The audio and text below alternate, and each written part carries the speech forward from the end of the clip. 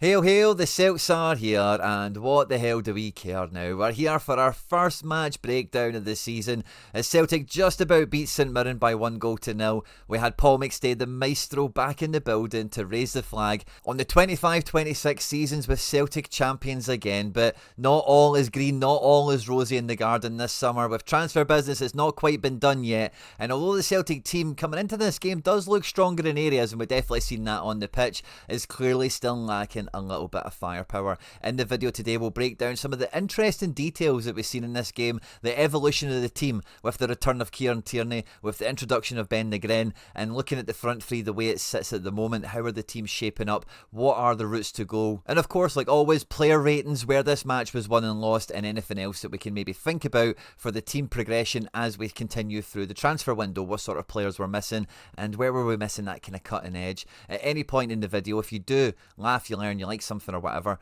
please do like and subscribe to the channel for more content like this. We recently broke through 13,000 subscribers and we're almost at 14 already, but our goal is to get to 18,888. I wonder why. We cannot do that without your support, so if you do enjoy the video here, especially if you're new around these parts, please do click on the subscribe button for more content like this, support the channel, hit the like button if you enjoy the video of course, but get into the comment section on this one, boys and girls, and I want to know about takeaways, feelings, and everything else that you've got from the game that we had this weekend. The comment section is always on fire for these match breakdowns, and I'm looking forward to kicking the season off with a bang. But yeah, let's just get stuck straight into this one, because like I mentioned in the intro, this was maybe a game a bit more of the detail rather than the meat on the bone that we normally see from Celtic, particularly in Flag Day, normally a very, very good record. We welcome St Mirren to open the season up after they were the team that we closed the season, or the league campaign, out with last season. And you know, St Mirren, if we can just talk on them for a second to kind of open the video, kind of just brought their best selves into the game, didn't they? We had Gogic living his best life in the old-fashioned sweeper position here. The midfield three were very narrow and very mobile, very physically adept as well. And everyone that they had in the front two did a pretty good job of running down the channels. Stephen Robinson, the St Mirren manager, in the aftermath of the game said coming into this match they'd worked on 5 or 6 different counter-attacks, and I think we maybe seen, you know, a fair amount of them kind of unfold in the match, and you know, ultimately they came to nothing. I think that was down more to our quality rather than any kind of ineptitude or any kind of bad play from them necessarily. But that's the one thing about St Mirren, is you know that it's going to be a difficult football match. It's not necessarily anti-football, and even though it does look like, oh, they've got a sweeper and a back five here, and yeah, if you were to look at heat maps and if you were to zoom out on the match, the defences in and around the box, they do make it hard to breach, as it were. But it's not negative football, it's actually, I'd say, quite smart football. Their team's always very well organised, and they always look to try and win the game. They're always looking to try and get in and behind and score goals, which means every time we've played St Mirren, we've had to come up with some different solutions over the years for how we're going to actually beat them, how we're going to score goals. Sometimes it rains, you know, and we've done very well against them in the past. And if you cast your mind back to the last game of the season, where James Forrest had to do it with essentially the last kick of the campaign to get the points in the end, or the point, this was never going to be an easy game to open the season up with. But you hope, with the maestro in the building, the Bonnet Fergus McCann in town as well, the flag going up, the sun is shining, the place is full, the 12th man effect maybe kicks in and we get into Celtic mode.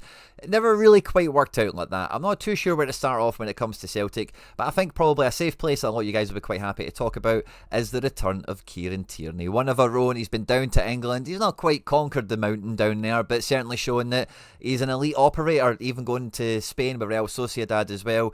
One of the best left backs in Europe over the last 10 years probably, you would say, consistently in amongst that kind of picture when fit and available. And we very much got that kind of Kieran Tierney back in the building, and I think a lot of us were very interested and excited to see the development of our left hand side. Hatate, Dyson and Taylor has been a main kind of element or theme of Celtic, of these videos, of everything, and it's been a main route for us to open teams up and cause some different problems and create some different opportunities for ourselves. So it's going to be really interesting to see the upgrade of Tierney coming in here after Dyson really broke through a bit of a glass ceiling last season and became his best self, and it feels like Hatate is kind of in that same kind of mould coming into this season certainly. So it was all eyes on the left hand side, and you know, we've seen some really interesting developments from the team overall, and I think the left hand side embodied this pretty pretty well, because we normally see Celtic build the web and look to, put Callum McGregor into the middle of the spider's web, as it were. We'll move the ball from left to right. We'll have the fullbacks popping up in different areas. Wingers will go and press, and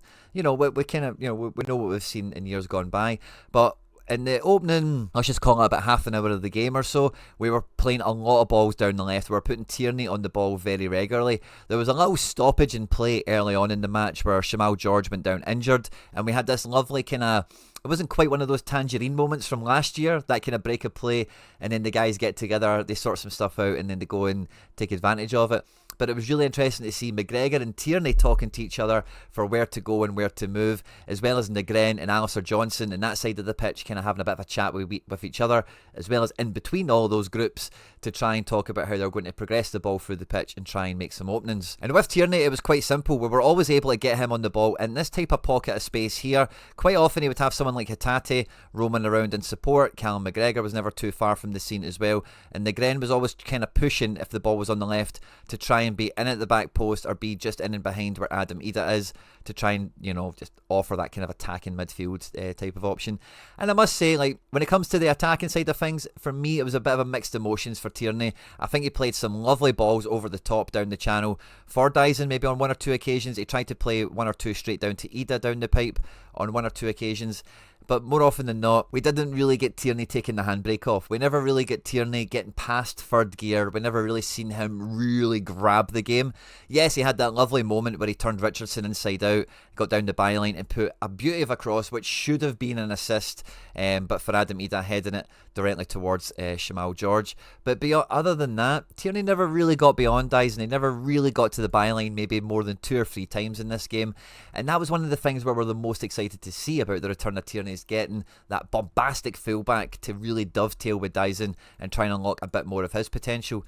There was moments in this game when we were attacking where Tierney was hitting it into Dyson's feet, and because he's not underlapping, overlapping, whatever, Dyson's then on his heels. He's then got someone facing him up, and that's not Dyson's strength. Dyson, yeah, he won't mind maybe hitting it by someone and taking it for a run down the line, but Dyson's not a wingery winger, as we've said on the channel a bunch of times. He's much more this kind of wide forward. He wants to be driving on the inside channel more often than not, and if anything, he's looking for Tierney to play that ball in into these zones here so that he can get in on the box and try and do something with it, or even try and clip it down. Now, I say Tierney did try and clip it down a few times for Dyson, and he did well to maybe bring the ball under control and then maybe try and flash across in at the 3 defenders that would be around Adam Idah before they would clear it.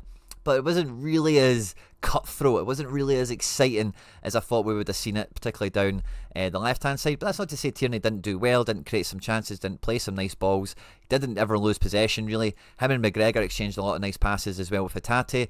There was some nice build-up play, and you've seen them trying to maybe unlock that little bit of play that we've seen in pre-season where Tierney goes Dyson, Dyson goes Hatate, and then Hatate is the one that plays the killer ball in and behind Dyson, but it just never really came off. Hatate was present for a lot of the attacking playmaking, and although he's kind of known, and he did play some forward balls in this, of course he did, but he never really cut someone open. He never really put it on a plate for someone in this game from this type of area, and it felt like maybe the hesitancy of Tierney is maybe what made this a little bit one-dimensional, because we're used to Taylor just like roaming around, being everywhere and anywhere, and although that doesn't quite offer the same advantage we're hoping Tierney gives us, it gives us something else to play with. These then defenders and midfielders have then got an extra player to then worry about picking up and all the rest of it, maybe buys an extra half a second of space and time for one of these balls to actually be found for the wide forward to kind of get played in with here. So it was very busy down the left hand side, but it wasn't ever really, as I say, that cutthroat or that decisive. But the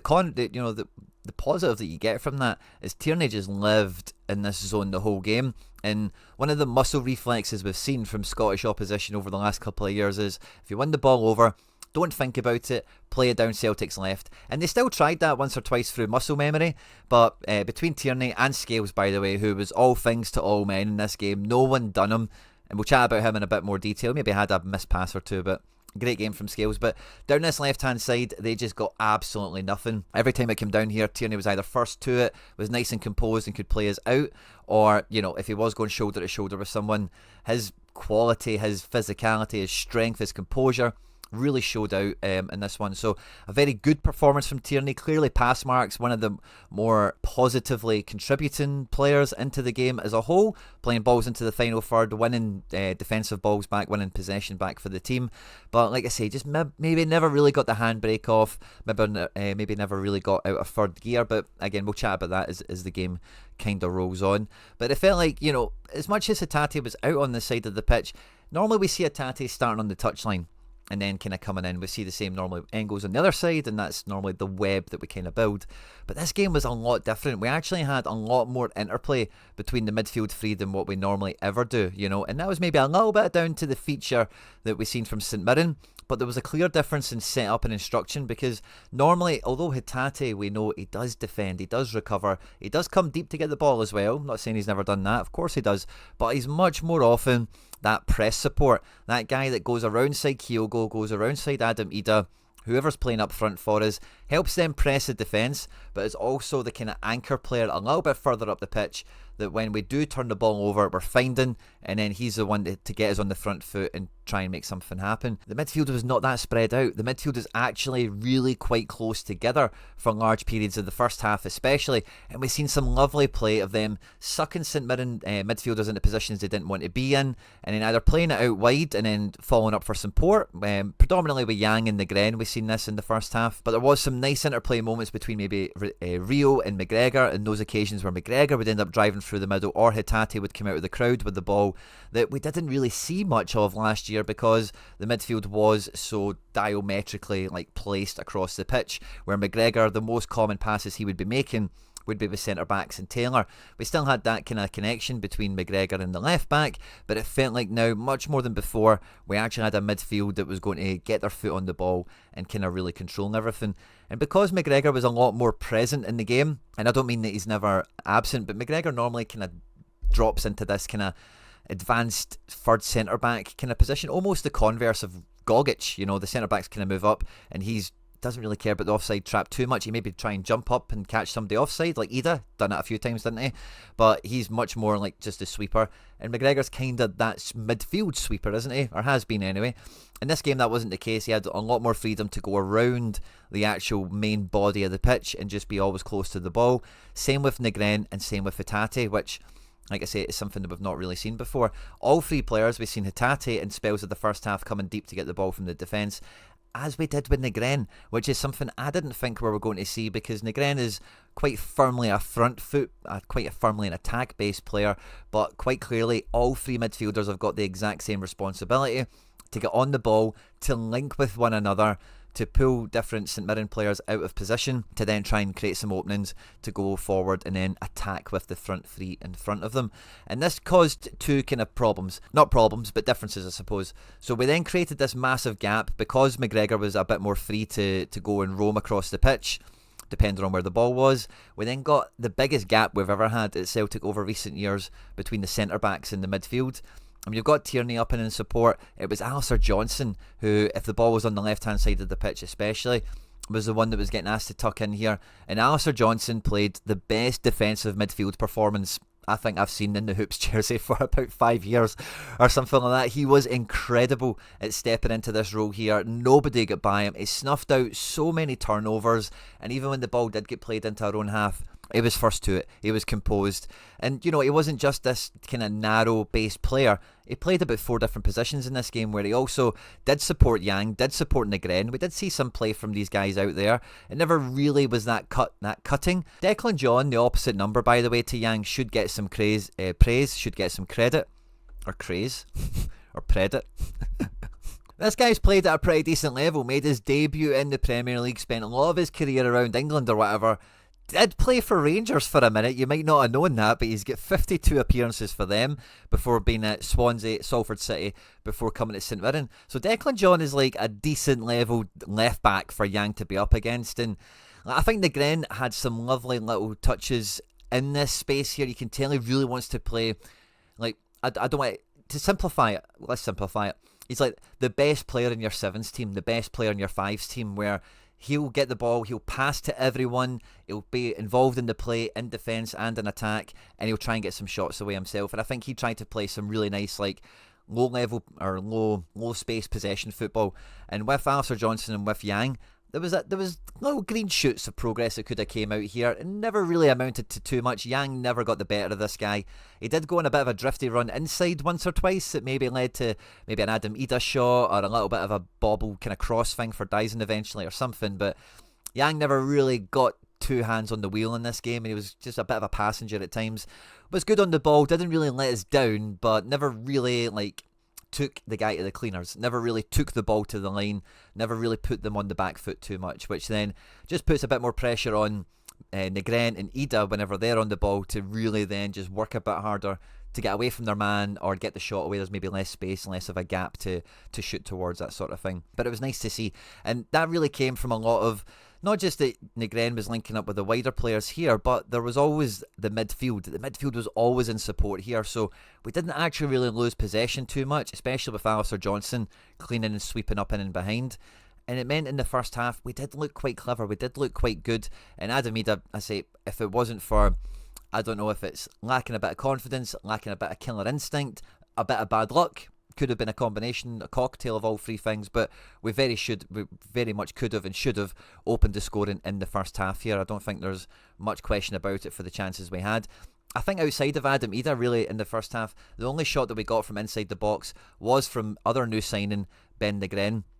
Now, this is where I kind of get a bit murky to keep the structure in the video coherent, right? So I'll talk about Negren for a second. I've just mentioned the gap that we have between the defence and the midfield, so keep that in the back of your mind for a minute. Negren was very good in this game, very tidy, very effective. Lost possession a few times, wasn't perfect every time, I get that. He said when he came to Celtic he likes running and he wants to run and he does run, and we see how effective he can be and has been in the final third, and he really delivered on all of that. And it really cannot be understated, the shift that the midfield three that started this game put in, because more than we've seen from any other midfield combination we've seen over the years, this midfield three covered every blade of grass, tackled every player, won the ball, or challenged every player shoulder to shoulder, you know what I mean, passed to every Celtic player imaginable, and it was much more of an engine room than it's ever been before. So I think that's important context to add in here. Negren also took every corner that we had. He had 13 balls played into the box, and a lot of them were from our corners. Now, some of them were pretty minging. They didn't actually beat the final man, or the first man I should say, sorry, often enough, but we tried on two occasions to do a Matt O'Reilly type corner, where we play it short with like someone like McGregor or Hitate, because these are the guys that are ones that are kind of deepest for us when we're attacking these set pieces. And then we try to play it an nice wee 1-2 and get Negren to deliver from this type of area here into the back post for like Scales, Ida, Carter Vickers, whoever he could find, and it never really quite came off. It gave me deja vu of Matt O'Reilly kind of short corners, and it also gave me big deja vu from the goal that Victor Eriksson guy scored last Thursday for Hammarby. It was the same type of working movement or whatever. We've been very ineffectual at corners. We want to see more goals coming from defence. It didn't quite happen in this game, but it's nice to see that we're putting some effort into trying to have some different ideas at set pieces rather than just put the defenders in and cross, you know, like we had something else to try, never really worked out, but it was an interesting little kind of semi-innovation to kind of see in this match. Now, the thing I was chatting about a minute ago with the gap between the defence and the midfield, we also got a massive gap in between the midfield and the front line. Normally, we would have someone like Engels or Hitate taking turns to sit a bit deeper with McGregor, and the other one would be pitched much higher up the pitch, if I can say that, so that then when the ball's turned over, there's a midfielder to play with to then go and feed the front three. This didn't happen in the game until Luke McCowan came on, and it made it even harder. So if we are working this midfield as a team, and we're getting away from the defence, we're exposing this big space in and behind, we then have Adam Ida, who is pushing the defence away. He is trying to give this kind of grass to the midfielders for the most part. And, you know, the St Mirren midfield, very physical, very tactically aware, very clever, didn't really give us many chances to really cut through the middle. But when we did, we then had lots of grass to play into. Dyson's very wide. Ida has got at least two guys, if not technically three around him at all times. And Yang again is very wide as well. So we don't actually have anyone in this zone here to try and play with. Now, there was a nice moment or two where if we were transitioning through the middle of the pitch and we were doing it on the left-hand side, and, you know, maybe Ida would find himself between these two guys. Negren actually was quite close to being that guy that would penetrate into that area there, show up and be the extra man that we need to show up in that area. But a lot of the time you're asking for your striker to be the guy that can come into this area and do something. 1 or 2 times Ida did drop into this gap. It might have been further back on the pitch than what I've got on screen at the moment. He did try it once or twice. It ultimately came to nothing. He maybe bought us a free kick on the halfway line or whatever, but he didn't do anything with it. You know, if you've got your midfielder then dropping into this spot here, you manage to get out of the St Mirren crowd with McGregor and Hatate or whatever. You need this guy to come in and be able to play 1 or 2 touch, whether that's knowing that Dyson is going to be playing into a channel and you can play it blindly around the corner. You bounce it back to this midfielder who can then see much more of the pitch and can play that killer ball from a better body position, a better point of view, and are better passers of the ball. That Adam Ida isn't that guy, doesn't have a killer ball in him, we've not seen it. But without him dropping into that area, it just creates this big gap, and then we're asking these guys to cover the full length of the pitch to then get into these different positions to then try and attack and make something. And that's something that, I don't know, could there have been better striker play from Adam Ida when we were progressing through the pitch? I definitely think there could have been, because if you get him dropping into these pockets here to try and just take a man with him, it just should get Dyson Maeda off this byline and then coming inside a lot more often, and that's where we want to see Dyson. It's coming into this channel here, getting a one-on-one with the goalkeeper. I'm sure we would like to see Yong trying to show up at back post for tap-ins and stuff like that if we could get Dyson down the wide channel here. But that's shouldn't be one of the main things we're looking to do. We should really be looking at how Ida can bring in defenders to open space up for Dyson here rather than Yong more than anything. So I did feel that we didn't have great striker play for the most part. Now, if we are like pushing the back line back with Ida and we're giving the midfield all of this space, then why are all 3 of them so close together still? You know, like we should have a bit more confidence to, you know, like leave one of them not higher up the pitch and just say, oh, you're an attack-based player or whatever. But I would have thought Negren would have looked like a striker almost in this game, in ways that we've seen Hatate play and OReilly in years gone by, where off the ball you would think we're playing 2 up front, and like off the ball with them playing out, and when we're on the ball you've got someone in that number 10 position that can take the ball on the half turn and do something well with it. But where I just felt we asked way too much of the defenders, the midfielders, with the gaps that we had from defence and into attack. Now, don't get me wrong, you could have done this all the exact same way, the way you did, if Yong was able to dribble to the level that we see Jota and Nicholas Kuhn, because he was always out here available to get sent one-on-one with his man here. And if he was a better winger like Jota or Kuhn, or if this wasn't as good of a left back, you know, you can play those spaces and then quickly with 1 or 2 touches get in, and then you're firing crosses at Dyson and Ida, which would have been lovely. But Yong is just maybe not quite there in this game at all. You know, whatever. Again, comments, thoughts and feelings in the comment section on the front 3 and where you think it kind of went awry for us. But like I mentioned, almost every chance came from Adam Ida with 1 or 2 defenders around him. If the ball gets sent into his feet as well, because again, if you've got your striker pushing the defence back, the midfield can break out of the crowd and you're going to play it into his feet and he's on the last man. What are you expecting him to do? 2 or 3 touches and a shot. And he did get a few of them away, hitting the post once or twice. 1 or 2 of the shots were a bit lame, weren't they? Didn't really have much power or much venom kind of to them. They kind of went nowhere. Easy saves for the goalkeeper. And Ida just never, if he was shoulder to shoulder with any of these guys, he'd never get much change out of them. And if he did get his foot on the ball, they pushed him back, you know, and he was forced to play backwards without having the ability to then go forwards quickly, either through him not spinning and running, or the player instantly maybe just side passing it out wide, or back to McGregor for something safe or whatever. So nothing really kind of came out of the forward zone there. And I felt like the first half was opportunity missed, because Tierney played some great balls. AJ also played some really good balls, like these big long curly ones down for Ida and Yong and whatever as well. So we did have some nice play. We did create enough chances. The midfield played pretty well, but I'm just trying to highlight, I think they were carrying so much water. And like I've said already, I think Alistair Johnson played about 4 different positions, 9 out of 10 level in this game. But really, it was a huffing and puffing and it amounted to nothing. When we got to the second half, that's when, you know, you expect after half-time Brendan Rodgers to chat to the players and maybe there's some sort of tweak happening. And I was expecting like Negren to start holding hands with Ida, or we would have seen maybe Tierney take the handbrake off a bit more, or something. I was expecting there to be a little bit of a dynamic change. There was no dynamic change at all. We just kind of went on. We continued as we did in the first half, and I guess there's a wee bit of logic to say you've got every right to do that, because like we did huff and puff, and Negren was so close to open the score, and Ida could have opened the scoring as well from Tierney's cross. And, you know, with how well St Mirren were doing, it's stifling us and making it really hard to get shots from inside the box away. This was a thing that really diminished as the game went on. More and more of our chances were shots from the edge of the box as the game went on.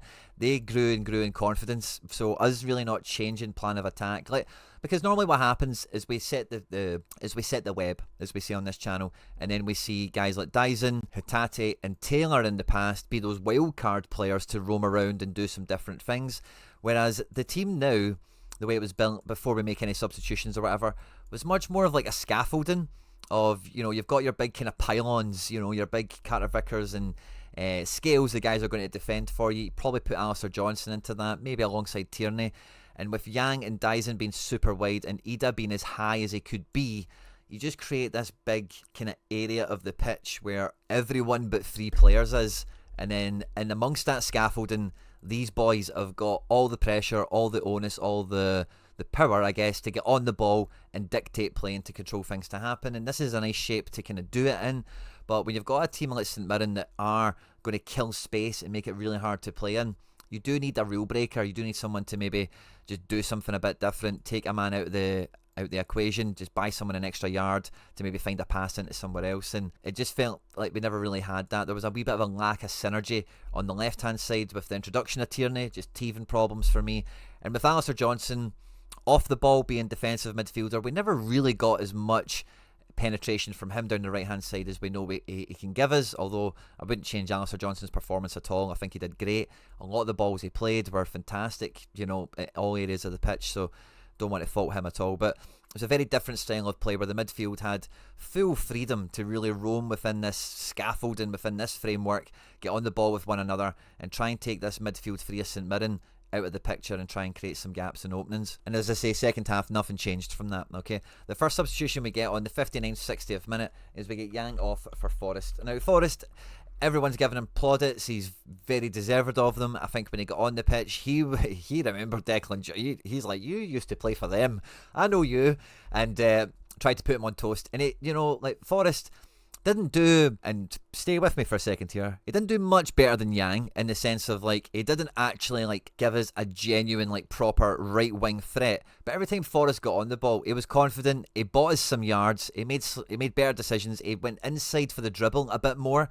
Yong maybe done it once or twice. Forrest probably got up to about 4 or 5 occasions where he went on one of these runs, passing with people, moving defenders out of position, and just causing a wee bit of havoc. And it was the performance of a legend, really, in some cases. A guy that's played these situations, knows what's required, doesn't flinch, doesn't matter that it's 0-0, he's going to give his all. He really laced one with his left foot. I really wish it hit the back of the net.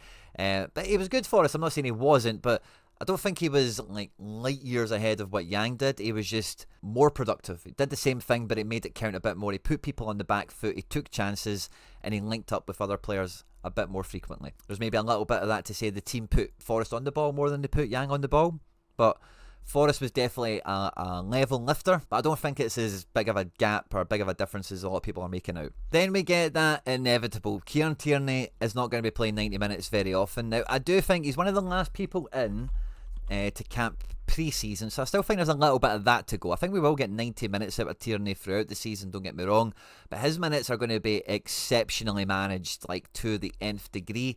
And seeing Trusty coming on for Tierney and seeing Scales move to left back, I thought was really interesting. Now, I think this is the manager saying, we know we're going to do this in the game, so we'll start Scales, get Scales up to match tempo, and then just putting Trusty in between Scales and Vickers is probably an easier move to make later in the match than bringing Scales on at left back for Tierney off the bench from the cold. So I like how the manager has managed the situation here. I do think there's a bit of a statement in this game with no Inamura in the fray at all, despite his decent outings in pre-season. But I expected this to give us a bit more of a dynamic change, but in actual fact, Scales played the exact same way that Tierney was playing. He just owned this kind of zone here. He actually went round Dyson Maeda the same amount of times that Tierney did in this game. The problem is with Scales, because he's built like a centre-back, it just looks really weird, doesn't it? like I mentioned, we'll talk about Scales. In the first half, or a few periods in this time match, he made the last man tackle, he made an amazing recovery, really stopped St Mirren in a really dangerous point. But maybe like a ball came long to him at left back and he tried to do like keepy ups and keep it in, and it didn't keep it in, and there's people around me like, Scales, but it's like, come on, man. A few times he's clearing the ball off a defender, it gives away a corner, maybe you want that to be a goal kick or a throw in. He's not tippy top perfect, but see, even in this zone, his delivery was not Tierney level, but like, listen, it wasn't a huge drop off. He was still playing some really nice balls. He's really, really motivated to try and find Ida. You can tell they're big pals, and again, really happy to play with Dyson. Again, a very good team player. And yeah, he maybe just looks a little bit out of his comfort zone because he looks like a centre back. He's not shy. Scales got right up. He would just keep going with the ball. He will keep carrying it. He will let them fall back, and he'll just get as high up the pitch as he possibly could. He was a little bit shot shy. He maybe should have hit his laces on one or two of them just to keep St Mirren on the back foot of what's he going to do. But I thought he did okay at left back. I don't think this is a solution long term. But Alistair Johnston, even more so at that time, tucks in to be the defensive midfielder. We're really letting the midfield off the leash a lot more so, and we're trying to push Forrest up in here to be like another attacker as well. And we are trying to kind of go for it. But this is a bit of a departure from what we've seen from Celtic over the last couple of years. And I thought this might have lent itself to maybe at some point in the match, if we did have to throw the kitchen sink at it, we go to a recognised back three rather than this kind of quasi kind of weird four that we've got on the go.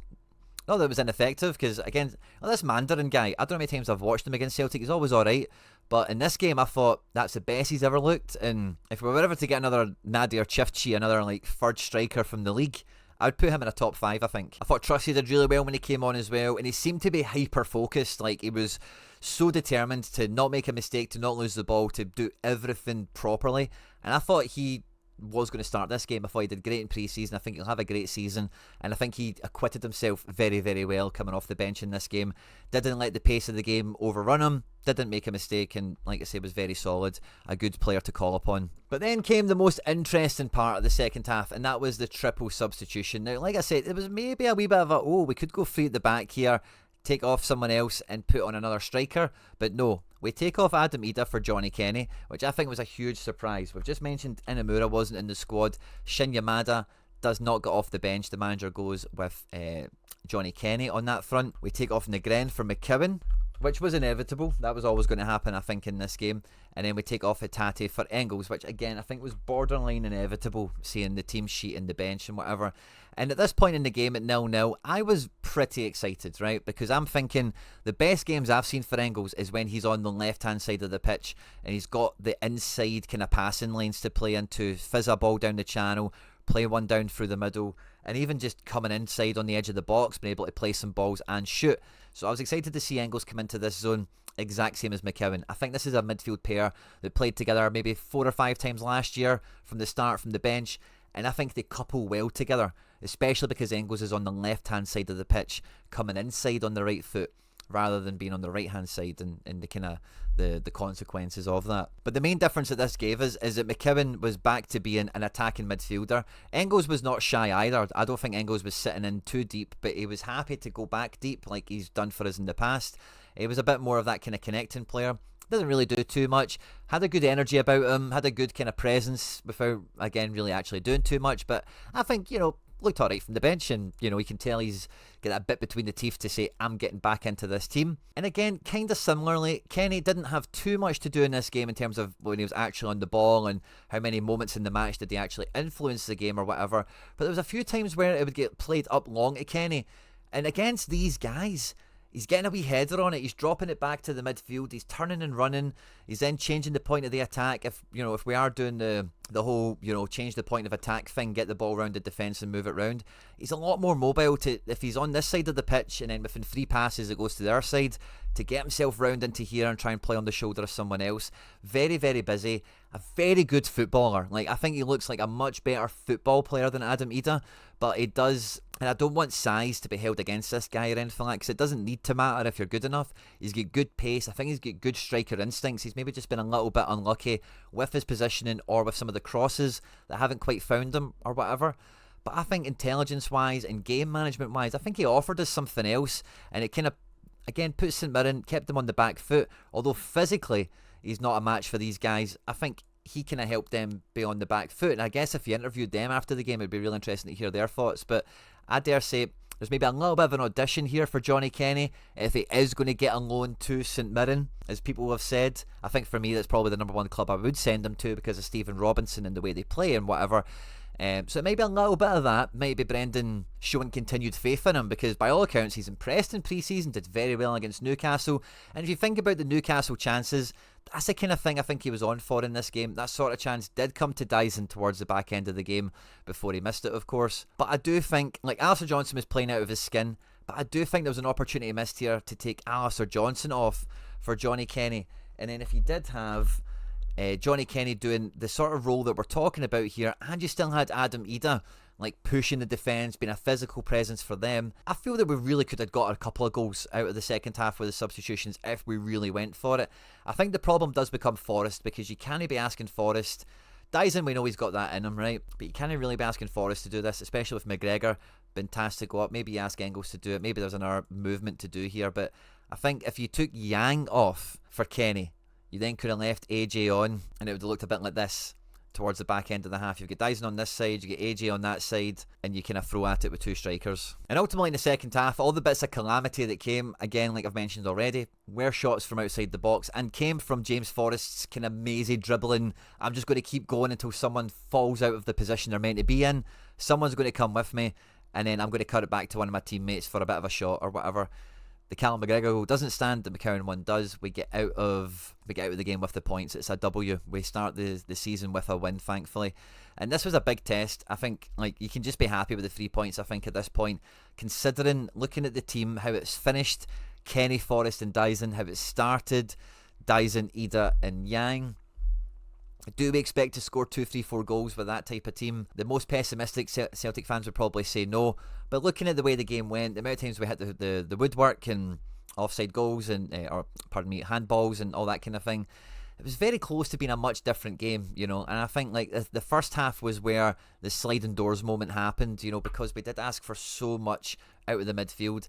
I think from what we've seen of Kenny, I think if Kenny started this game in the first half, we would have probably scored, and then from there it's a totally different match, as they say. But a good match. We did play well.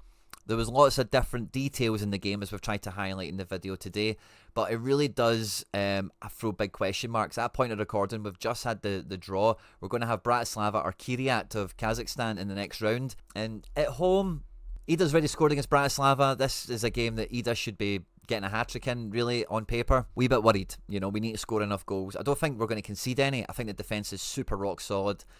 I don't have many worries about that. But we play Aberdeen away next, and I think Aberdeen away, maybe not for Bratislava or Kiryat or whatever, but I think that will tell you Brendan Rodgers' plan for the most important games of the season in the Champions League should we get there, because Aberdeen foul you a lot more than St Mirren do. Aberdeen are a lot more negative out of possession than what St Mirren are, and it's a much more of a fight. St Mirren's much more of a tactical kind of football match, and Aberdeen have elements of that. They've got good football players, good manager. They won the cup last year, full credit to them for that. But they know the dark arts. I hate saying that term, I really do. It's been overplayed, but they do. They know how to take the sting out of the game, you know, and all that kind of stuff. So it'll be a really big test. And physically, there's question marks over McGregor, Hatate and Nygren doing that in the Champions League. Did well against Newcastle, of course, in pre-season, and 1 or 2 other matches as well, which I thought were quite good tests. But as we've seen in this game, we're asking them to do so much heavy lifting that is it too much, you know? So it'll be interesting to see how all that goes out for next week. And then if we come to look at the player ratings out of 100, there's going to be a few ones that jump out at you. Liam Scales is probably number 1 here. 100 out of 100. He got his last man tackle, which is as good as a goal in the scoring matrix's eyes here. It was all things to all people. 8 effective clearances, 2 tackles. He's blocking stuff. Possession 1, yeah, it's okay. Duels 1, 12, only lost 6. An interception, which is nice.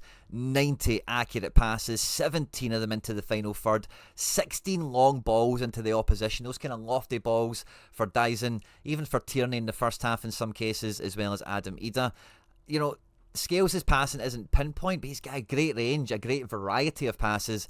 And, you know, 6 balls into the box for the big man as well. You know what I mean? Like, what more could you have actually done? It was absolutely incredible. Next to him, 100 out of 100, Alistair Johnson as well, without a decisive action. This is super impressive. 8 effective clearances, 3 tackles, 1. He also gets the clean sheet bonus, which is great.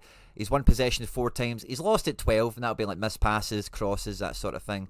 We don't hold that against him. He's won 5 duels, having only lost 1 interception. But check out the passing stats. 79 accurate passes here. 30 of them, almost 40%, which is midfielder territory for Celtic, into the final third, and 11 long balls into the opposition. And again, those long curly over the top ones were a big feature of the game, particularly in the first half. 6 balls into the box, the same amount as Liam Scales, would you believe? Right in and behind our 2 100 out of 100 guys, we've got Dyson Maeda on a 75. He gets his assist, of course, as well. He's always got a little bit of defensive action in his game, doesn't he? He's won 2 tackles, he's made an interception, and he's won 2 positive duels. So great kind of quiet defensive or winning the ball back performance for Dyson. He's had 2 attempted assists, so he's played the ball. Someone's had a shot, which is fine. 36 accurate passes, 20 of them in the final third. No shots on target for Dyson. 2 dribbles, 1. 4 balls played into the box, but 1 big chance missed, as we all know about here. A statistical stitter for Dyson. Good performance, but like I say, we never really got that many shots away from inside the box, didn't we? And Dyson is quite a good poster child of that as an example. Right in behind him, quietly had a bit of work to do in this game. Kasper Schmeichel, he gets his clean sheet, decisive action, of course. He made 2 saves, 1 from inside the box, a punch, a diving save, and an accurate sweeper keeper as well. Now, if you remember the sweeper keeper that happened in this game, it was very early in the first half, and it was very nearly a big egg on the face situation for us. Thankfully, that wasn't the way it was to be. 27 passes, he only missed 6 of them. 1 accurate long ball. He could have maybe played 1 or 2 more of them. 6 possession lost over the game. But yeah, quietly a good game for Schmeichel. And another day, another goalkeeper we could have conceded in that match, so good for him keeping his powder dry. Tierney comes in with a 68 out of 100. Very impressive outing from him. Not too much in the defensive side of things. He did win possession back for us. He was like a shield, wasn't he, at times? Like I say, nothing came down that left-hand side. It was a no-entry zone the whole way through the game. He won 2 duels. He lost 2 duels. He won possession 6 times. He got an interception. Effective clearance, a block, not too much. It was really the passing. 78 accurate passes, 22 of them in the final third. 8 long balls into the opposition, down the line for Dyson, that kind of thing. And in the attacking sense, he got 8 balls into the box. Really should have got Adam Ida scoring 1 of them. And he won 1 dribble, which we all seen the highlight package of that. So solid return to paradise for KT. Followed closely by the fridge, Cameron Carter-Vickers. 5 effective clearances for the big man, 10 possession, 1. 5 duels won, but he lost 4, so maybe a bit of a 50-50 there for him. 73 accurate passes, a lot less than what we normally see from Vickers, which is a kind of good thing, I guess. And like you can see, there's not much variety in that. Not much of it actually gets into the final third, doesn't it? But solid, a fridge-esque performance from the big man himself. McGregor with a solid 55 out of 100, captain's level performance. Quietly did a bit of everything in this game. Didn't hold us back. Pushed us forward at times, but 86 passes and only 22 of them in the final third really highlights what I'm talking about, that the midfield just didn't get into the box, didn't get in and around the final third as often as we normally do. 2 balls into the box for McGregor, certainly on the low side. McGregor's normally around the 40% mark when it comes to the amount of passes and the amount of final third passes. Hitate is normally around the 3/4 mark. He brought in a 40 out of 100 performance. It was a bit more of a non-event for Hitate rather than playing bad. It's just the stuff he was involved in never really amounted to chances or anything beyond just some simple build-up play, really. He lost the ball 15 times. That's not unusual for him, to be honest with you, quite in the norm. But out of 51 passes, he's not getting to the 3/4 mark like he normally does. He's getting to that 40% mark that normally McGregor gets to of final third passes. So 51 passes in total, only 19 of them in the final third, only 1 accurate long ball. Hitate again normally has a bit more of that into his bag. 7 balls into the box is a little bit below average, but right around the norm, to be honest with you. And now Negren, it was his first game, so it's hard to say on previous data or whatever, but it's compared to Engels, Hitate, Moy, Rogic or whatever, it's the same kind of thing. We're expecting about 2/3 to 3/4 of their passes to be in the final third, but again, the exact same as Hatate almost, isn't it? He lost a few duels. He actually lost possession 18 times. That's normally kind of where we get Hatate around, and the other midfielder doesn't normally have that much possession loss, so we maybe did kind of break down a little bit sometimes through these players a bit more often than we're used to. But 2 shots on goal, 13 balls into the box, which was a lot of corners, of course, as well. He's quite unlucky not to get a goal or an assist in this game. Decent performance, good kind of debut without being spectacular. And I think the only other starting 11 team player performance we want to look at here is Adam Idah. 22 out of 100 is pretty rank rotten. The yellow card was wild. I thought that was a bit harsh on the big man, to be honest with you. He lost 4 duels, he won 3. I think that kind of encapsulates him quite well, doesn't it? 7 accurate passes in the game, only 3 of them in the final third, 2 shots on goal, and 3 big chances missed. 3 statistical sitters. On this channel we have crucified Kyogo, Idah in the past, Daisen Maeda. 3 big chances missed is a lot of goals left on the table. Between him and Daisen, you can definitely say we've left 2 goals behind in this game, but I dare say with Adam Idah, he's definitely looking at his chances thinking, if I even score one of them, it's a totally different start to my season, and it gives the whole squad a totally different complexion. But the fact of the matter is, 3 BCMs. And when it comes to the bench, of course, Luke McCowan is the star boy, comes off the bench, doesn't have much time with 13 minutes on the pitch. He gets 1 shot away, made a few passes, the majority of them in the final third, like we normally expect from those attack-based midfielders. But yeah, very little on the time on the pitch to actually do much. Trusty, on the other hand, actually come off the bench and put on some actual, put on some numbers. A few clearances, won a tackle, won 4 duels, didn't lose anything, which is great to see. 17 passes, only 3 missed passes. Very solid performance off the bench from Trusty. And I know everyone's given Forrest a lot of praise, and he's got some meat on the bone here. 5 balls into the box, 20 passes, 16 of them actually being in the final third, but no big chances created. Attempted assists, like times he's passed the ball to someone else who's taken a shot, hasn't happened. So the balls that he's playing is to the midfield who aren't doing anything, or to Idah, and it bounces off him. So that's really why the points don't show better for Forrest, because the play he was involved in, same as Hatate, didn't really amount to much. Kenny and Engels, again, not much to write home about for that one. Man of the match for me has to be Alistair Johnson. Even before looking at the statistics coming out of this game, I just thought it was amazing how great he was in defensive midfield in this game, and at right back, and at right wing back, and at centre back at times as well, with the recovery runs he had to make. So I thought he was absolutely fantastic. For me, the man of the match. I thought McGregor did great, I thought Scales did great, I thought Tierney was a breath of fresh air, and I thought Nygren had a par, like a par debut. If he scored the goal, different. And Idah, there's a little bit of, I don't want to be too harsh on him, because he's obviously been told to play the way he's playing in terms of some of the spacing and stuff that we spoke about in the video today, but he has to take those chances. He is the fox in the box. He's supposed to be the striker, he's supposed to be the guy with the killer touch, and when those chances come to him and he doesn't take them, as a striker you've got to wear that. So we've got Bratislava drawn, that he should do well in that game, but I'm looking already to Aberdeen away and thinking, what is the manager going to do from this squad here? Does he play the exact same team again? Does he maybe start Engels? If he does, how does he make that work? And if he doesn't start Idah, does Yamada come in for a start? Does he start Kenny? Does Forrest start over Yang? Still a few question marks. It'll be interesting to see the manager's words pre-match to Aberdeen, as well as the team that he picks next week. I'm always excited but to see your thoughts and feelings down in the comment section down below. If you have enjoyed the video, please do like and subscribe for more content like this. On screen and out is some other stuff that we've made that YouTube thinks you might enjoy. I think this might be one of the longest match breakdowns we've done, and what a fitting way to open this season. You guys have been a great support to the content here. The only way is up. Please do subscribe for more. Get into the comment section, all that jazz. Hail, hail, and moan the hoops.